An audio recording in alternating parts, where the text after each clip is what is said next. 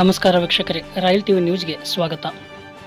ಇತ್ತೀಚಿನ ದಿನಗಳಲ್ಲಿ ದಲಿತರ ಮೇಲೆ ಹಲ್ಲೆ, ದೌರ್ಜನ್ಯ, ಹತ್ಯೆಗೈಯುವುದು ಸರ್ವೇ ಸಾಮಾನ್ಯವಾಗಿದೆ.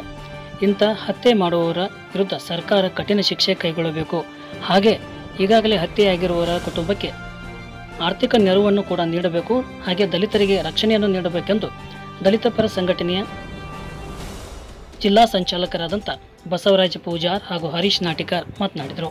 ಅವರು ವಿಜಯಪುರ ಜಿಲ್ಲೆಯ ಮುದ್ದೇಬೇಳ ಪಟ್ಟಣದಲ್ಲಿ ಸುದ್ದಿಗೋಷ್ಠಿ ನಡೆಸಿ ಮಾತನಾಡಿದರು. ಇನ್ನು ಈ ಸಂದರ್ಭದಲ್ಲಿ ಪರಶುರಾಮ್ ನಾಲತ್ವಾಡ, ಪರಶುರಾಮ್ ಮುರಾಳ, ಗೋಪಿ ಕಲಾಲ, ಜಗದೀಶ್ ಸರೂರ, ಮಹಾಂತೇಶ್ ಕಂದಗನೂರ, ಶರಣು ಸರೂರ್, ರಾಹುಲ್ ಕಟ್ಟಿಮನಿ, ಪ್ರಕಾಶ್ ಜಲ್ಪುರ, ಮುತ್ತು ಅಂಬಳಗೋಳ, ಶಂಕರು ಕಟ್ಟಿಮನಿ, ಮಹಾಂತೇಶ್ ಕಂದಗನೂರು, ಶಶಿಕುಮಾರ್ ಹಳ್ಳೂರು, ಪ್ರಶಾಂತ್ ತಂಗಡಿಗೆ ಸೇರಿದಂತೆ ಅನೇಕ ಮುಖಂಡರು ಈ ಸಂದರ್ಭದಲ್ಲಿ ಉಪಸ್ಥಿತರಿದ್ದರು. ಇಂದು ಪಟ್ಟಣದಲ್ಲಿ ಪಂಜಿನ ಮೆರವಣಿಗೆ ಹಮ್ಮಿಕೊಳ್ಳಲಿದ್ದಾರೆ. ಇಂದಿನ ದಿನಗಳಲ್ಲಿ ಈ ಸರ್ಕಾರ ಅಧಿಕಾರಿಕ ಬಂದ ಮೇಲೆ ಬಹುತೇಕ ಮೊನ್ನೆ ನಡೆದಂಥ ಒಂದು ಘಟನೆ, ಹುಬ್ಬಳ್ಳಿಯಲ್ಲಿ ನಡೆತಕ್ಕಂಥ ನೇಹಾ ಅಂತಕ್ಕಂಥವಳ ಮೇಲೆ ಹಾಡು ಹಗಲೇ ಆ ವಿದ್ಯಾರ್ಥಿನಿ ಮೇಲೆ ಕಾಲೇಜಿನಲ್ಲಿ ಫಯಾಜ್ ಎಂಬ ವ್ಯಕ್ತಿ ಹೇಯ ಕೃತ್ಯವನ್ನು ಮೆರಗಿಸಿ ಆತನನ್ನು ಆ ಎಮ್ಮನನ್ನು ಕೊಲ್ತಾನೆ. ಅದೇ ರೀತಿಯಾಗಿ ಅದರ ಮರುದಿನೇ ಒಂದು ಘಟನೆ ಎಲ್ಲಿ ನಡೀತದಪ್ಪ ಅಂತಂದರೆ ಯಾದಗಿರಿ ಜಿಲ್ಲೆ ಹಿರೇಯಗಸಿ, ಅಂದರೆ ಯಾದಗಿರಿ ಜಿಲ್ಲೆ ಮತ್ತು ಯಾದಗಿರಿ ತಾಲೂಕಿನ ಹಿರೇಯಗಸಿ ಎಂಬ ಗ್ರಾಮದಲ್ಲಿ ದಲಿತ ವ್ಯಕ್ತಿ ರಾಕೇಶ್ ಅಂತಕ್ಕಂಥ ವ್ಯಕ್ತಿ ಆ ಫಯಾಜ್ ಅಂತಕ್ಕಂಥ ವ್ಯಕ್ತಿಯನ್ನು ಅಲ್ಲಿ ರೊಟ್ಟಿ ಕೇಂದ್ರ ಇಟ್ಕೊಂಡಿರ್ತಾನೆ. ಆ ರೊಟ್ಟಿ ಕೇಂದ್ರ ಇಟ್ಕೊಂಡಂಥ ಸಂದರ್ಭದಲ್ಲಿ ಇವ ದಲಿತ ವ್ಯಕ್ತಿ ರಾಕೇಶನ ಹೋಗಿ ರೊಟ್ಟಿ ಕೇಳಕ್ಕೆ ಹೋಗ್ತಾನೆ. ಅವನನ್ನು ರೊಟ್ಟಿ ಕೇಳಕ್ಕೆ ಹೋದಂಥ ಸಂದರ್ಭದಲ್ಲಿ ಯಾಕೆ ನೀನು ರೊಟ್ಟಿ ಹಾಕಿಟ್ಟಿಲ್ಲ ಅಂತ ಇಷ್ಟೇ ಒಂದು ಮಾತು ಅಂದಿದ್ದು. ಅಷ್ಟೇ ತಡ ಸುಮಾರು ಒಂದು 3-4 ಜನ ಬಂದು ಆ ದಲಿತ ವ್ಯಕ್ತಿಯನ್ನು ಹಿಗ್ಗಾಮುಗ್ಗ ಥಳಿಸಿ, ಅಂದರೆ ಆ ತಾಯಿ ತಂದೆ ಎದುರಿಗೆ ಅವನನ್ನು ಕುತ್ತಿಗೆ ಹಿಸುಗಿ ಮತ್ತು ಆ ಒಂದು ಒಳಗುಪ್ತ ಜನಾಂಗಕ್ಕೆ ಇರತಕ್ಕಂಥ ಒಂದು ಜಾಗಕ್ಕೆ ಅವನನ್ನು ಒದ್ದು ಸಾಯಿ ಹೊಡಿತಕ್ಕಂಥ ಕೆಲಸ ಇವತ್ತು ಯಾದಗಿರಿ ಜಿಲ್ಲೆ ಹಿರಿಯಗಸಿ ಗ್ರಾಮದಲ್ಲಿ ನಡೆದಿದೆ. ಸೊ ಈ ಸರ್ಕಾರಕ್ಕೆ ನಾನು ನೇರವಾಗಿ ಹೇಳಕ್ಕೆ ಬಯಸ್ತಾ ಇದ್ದೇನೆ. ಏನಂತಂದರೆ, ನಿಮ್ಮ ಸರ್ಕಾರ ಇವತ್ತೇನು ಅಧಿಕಾರಕ್ಕೆ ಬಂದಿದೆ, ದಲಿತರ ಮೇಲೆ, ಹೆಣ್ಣು ಮಕ್ಕಳ ಮೇಲೆ ಇದೇ ಪ್ರಕರಣ ದಿನನಿತ್ಯ ದಿನಂಪ್ರತಿ ಇದು ನಡೀತಾ ಇದೆ. ಇದು ಬಹಳ ಅತ್ಯಂತ ಇಡೀ ಭಾರತ ದೇಶವೇ ತಲೆ ಬಾಗಿಸ್ತಕ್ಕಂಥ ಕೆಲಸ ಇವತ್ತು ಈ ಸರ್ಕಾರ ಮಾಡ್ತಾ ಇದೆ, ರಾಜ್ಯ ಸರ್ಕಾರ. ಅದಕ್ಕೋಸ್ಕರ ನಾವು ಇದನ್ನು ಖಂಡಿಸಿ ನಾಳೆ ದಿನಾಂಕ ಅಂದರೆ ಶುಕ್ರವಾರ ದಿನ 25ನೇ ತಾರೀಕು ವಿವಿಧ ದಲಿತ ಪರ, ಪ್ರಗತಿಪರ ಎಲ್ಲ ಸಂಘಟನೆ ಮುಖಂಡರುಗಳು ಸೇರಿಕೊಂಡು ವಿಶೇಷವಾಗಿ ಸಾಂಕೇತಿಕವಾಗಿ ಮನವಿ ಕೊಡೋದ್ರ ಜೊತೆಗೆ ಸಂಜೆ ಟೈಮು 5:30 to 6 ಗಂಟೆಯಿಂದ ನಾವು ಒಂದು ಪಂಜಿನ ಒಂದು ಮೆರವಣಿಗೆ ಮಾಡ್ತಕ್ಕಂಥ ಕಾರ್ಯಕ್ರಮವನ್ನು ಹಮ್ಮಿಕೊಂಡಿದ್ದು. ಅದಕ್ಕೋಸ್ಕರ ಎಲ್ಲ ವಿವಿಧ ದಲಿತ ಪರ, ಪ್ರಗತಿಪರ ಸಂಘಟನೆ ಮುಖಂಡರುಗಳು, ರೈತ ಪರ ಸಂಘಟನೆ ಮುಖಂಡರುಗಳು ಹೆಚ್ಚಿನ ಜನಸಂಖ್ಯೆಯಲ್ಲಿ ಭಾಗವಹಿಸಿ ಕಾರ್ಯಕ್ರಮವನ್ನು ತದನಂತರ 19ನೇ ತಾರೀಕಿಗೆ ಯಾದಗಿರಿ ಜಿಲ್ಲೆಯ ಒಂದು ನಮ್ಮ ದಲಿತನ ಹತ್ಯೆ ಆಗ್ತದೆ. ಅವನು ಫಯಾಜ್ ಅನ್ನುವಂಥ ವ್ಯಕ್ತಿ. ಅವನು ಫಯಾಜ್ ಅನ್ನೋನು ರೊಟ್ಟಿ ಮಾರುವಂಥ ಮಾರಾಟಗಾರವ. ನಮ್ಮ ದಲಿತ ಯುವಕ ರೊಟ್ಟಿ ಕೊಡು ಅಂತೇಳಿ ಅಲ್ಲಿ ಕೇಳಲಿಕ್ಕೆ ಹೋಗ್ತಾನೆ. ಆ ಸಮಯದಲ್ಲಿ ಅಲ್ಲಿ ಇರೋದಿಲ್ಲ ಅಂತೇಳಿ ಮಾಧ್ಯಮದವರು ಈಗ ಪ್ರಕಟಣೆ ಮಾಡಿದ್ದಾರೆ.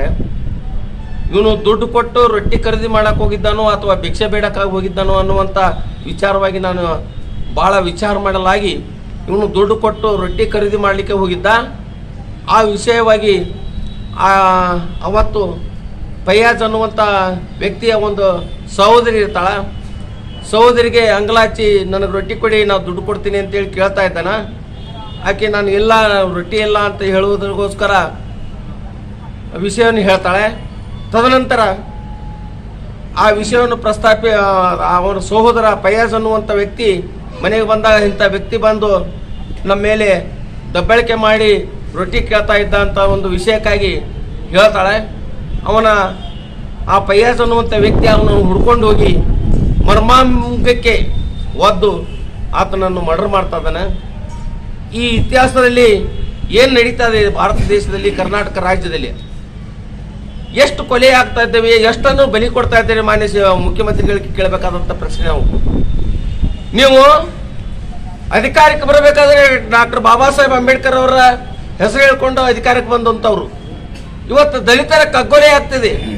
18 ಗಂಟೆಗಳ ನಂತರ FIR ಮಾಡ್ತೀರಿ. ಮಾನ್ಯ ಮುಖ್ಯಮಂತ್ರಿಗಳು, ನೀವು ಪೊಲೀಸ್ ಅಧಿಕಾರಿಗಳು ಎಚ್ಚೆತ್ತುಕೊಳ್ಬೇಕಾಗಿದೆ. ಇವತ್ತು ಮುದ್ದೇಬೇಳದಲ್ಲಿ ಕೂಡ ಅನೇಕ ಘಟನೆಗಳು ನಡೆದಿದ್ದಾವೆ.